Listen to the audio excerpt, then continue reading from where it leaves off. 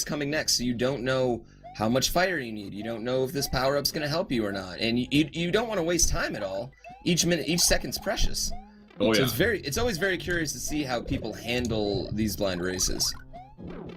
IPK. Definitely agree with you. Yeah.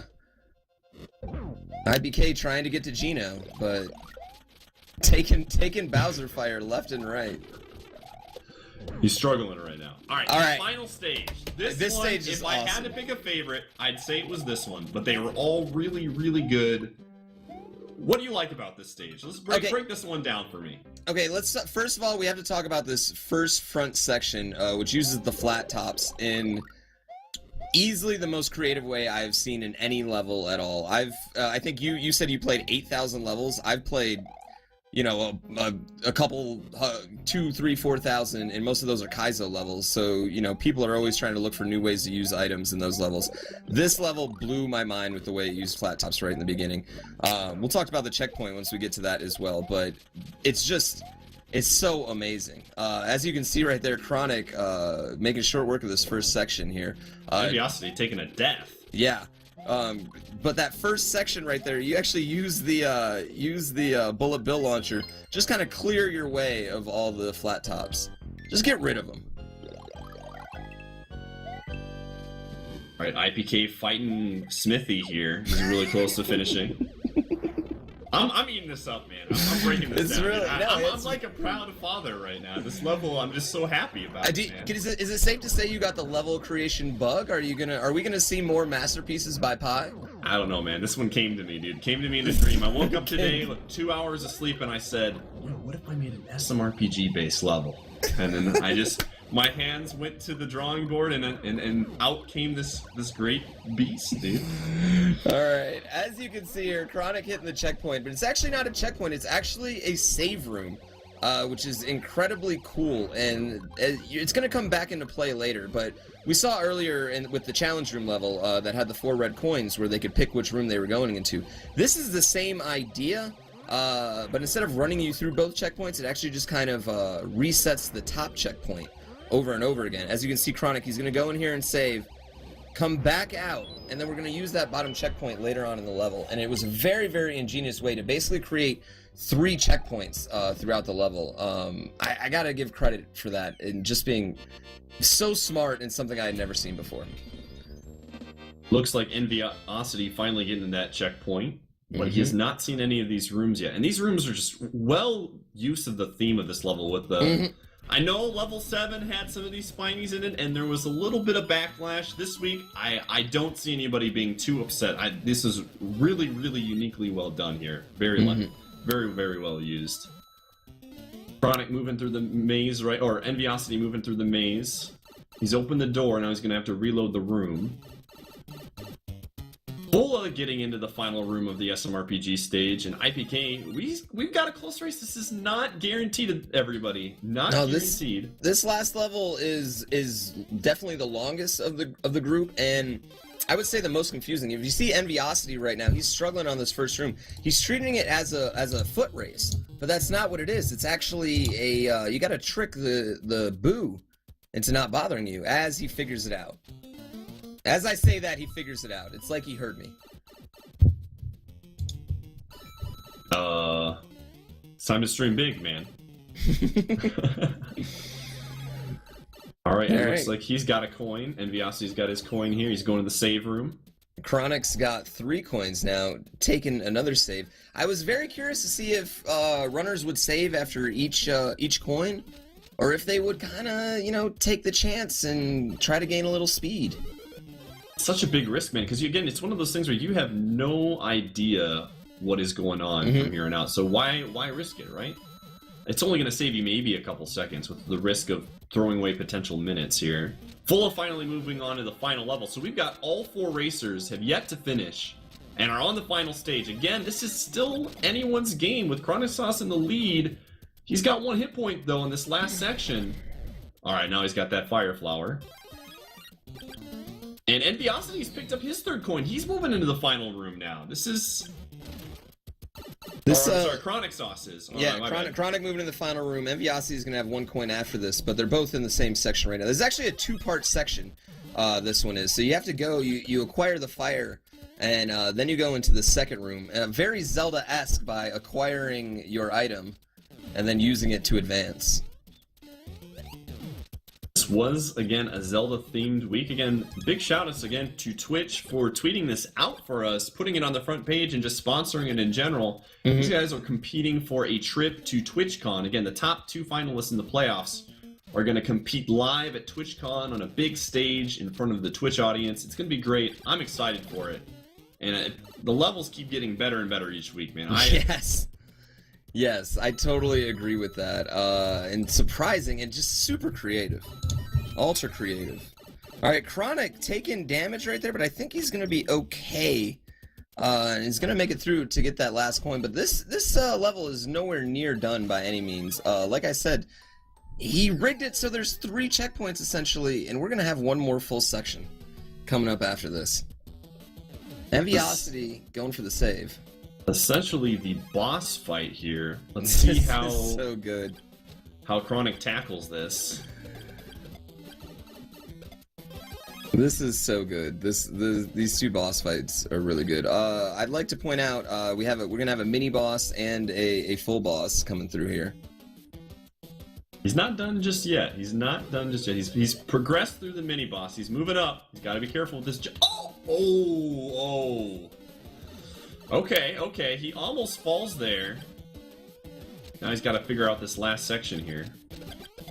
Chronic Sauce looking to close it out, get that first place after struggling on level 4 and falling behind and being taken off the restream, storming right back. Looks like he's figured it out. Now he's just gotta finish the job, everybody. It's coming in. Chronic, after you kind of felt like he was a little upset. Not upset he didn't win, but upset at himself that he didn't take the victory last week. Chronic expects to win every single week, and I gotta say, this performance right here, if he can hold on, it's going to be quite impressive. We're about at the 45-minute mark, which is, you know, around the time they finished week 1. Oh, it looks like he's gonna do it, everybody. Is that it? It is. And Chronic Sauce, with the win, everyone, secures those 16 points with a 44-49. Wow. That was beautiful. That was great. That was a very wonderful comeback by Chronic, not just this week, but for the whole race. We can get someone on level like 5 or 6. I think that would be pretty good. Level 5 or 6. All right, here. Looks like IPK trying to figure out this last section with the spikes. He's trying to damage boost. It's not going to work. Not going to work. And he's going to take a death there. These guys are all fighting for second place points right now. And like we said, IPK, while he took the win last week, did not race week 1. It's going to be hard for him. He wants to get that high seeding. You definitely want to have high seeding. Anything can happen in the playoffs with a 1-level format. You want to get as high a seeding as you possibly can. These points are important to him. Full of Lizard has 2 coins right now, should be noted. And Enviosity is on the last boss right here. Second place is up for grabs with Enviosity. That's gonna allow him to possibly move up ahead of Crimson. Yeah. And potentially full Lizards, depending on how full of finishes in this race today. So, again, full of, I feel like a lot of the racers today had their struggle level. Like, Full was definitely the Cape level. Chronic was the Chic Wave level. So it's just a matter of, kind of toughing it out. With the Link's Awakening level. Yeah. Yeah. No, totally. And I think that goes to kind of show you the different play styles coming together in this race as Enviosity takes second right there. All right, there it is. The different play styles coming in this race. Enviosity with a time of 46:32.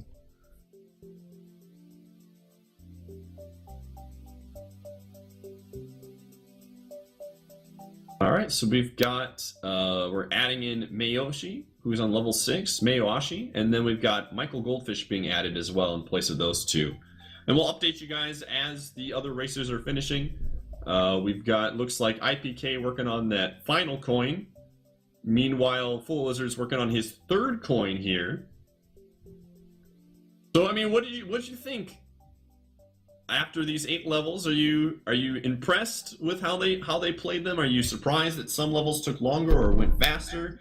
What are your thoughts, Pooh, on these levels and how they tackled them this week? First of all, I was this week's levels kind of provided the most exciting race because, and like you said, everybody had a struggle level, and that caused some lead changes this week. That caused some people to, that we thought were going to pull away to kind of fall behind towards the end. At the end, Chronic came through and took a victory. I thought this week was definitely the most creative use of items this week. We've probably seen the most power-ups used this week as well. This is just a really, really fine week of levels, and I gotta say, I'm just wildly impressed with Chronic, probably having all the pressure on him in the world to come back and do this, as we see IPK again trying to damage boost this section.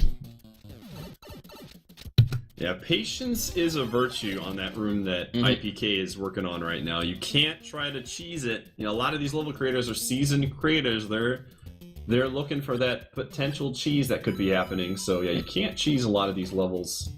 We had definitely a lot more testers this time around. I think we were very proactive in our testing this week to try to avoid some of these things. So IPK, let's see if he's all right. He's moving on to the final boss here.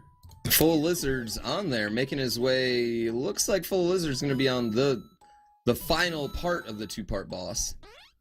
And this final part, I don't think we really touched on how cool it is when Chronic was going at it. But basically, what you have to do is you have to hit each of these bombs in order. As you see, Full is just kind of throwing his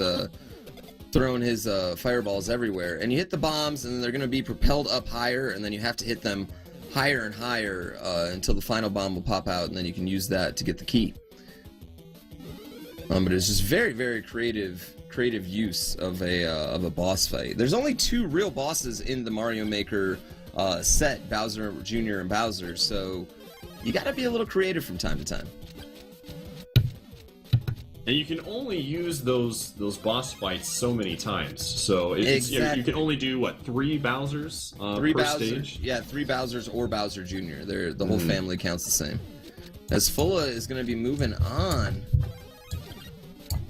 All right. So IPK had a nice lead on Fulla for 3rd place, and even I think he was really close to 2nd place. Unable to close it out, so we've got Fulla, Mr. Consistent. Mr. Consistent! He has yet to finish outside the top 3 in the 3-week races. He's constantly doing well. Yes. So he takes 3rd place with an even 50-minute time here. So congrats again to Fulla for finishing that up. It looks like IPK is going to be able to not be too much far behind, as long as he doesn't struggle with this final boss fight here. He's going to beat it and most likely get 4th place. Unless somebody off-stream snipes him in the last minute here. He's right there.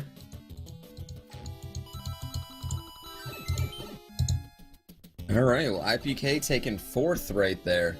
And that's gonna be some much-needed points for him as well. That's definitely gonna move him up in the rankings, you have to think.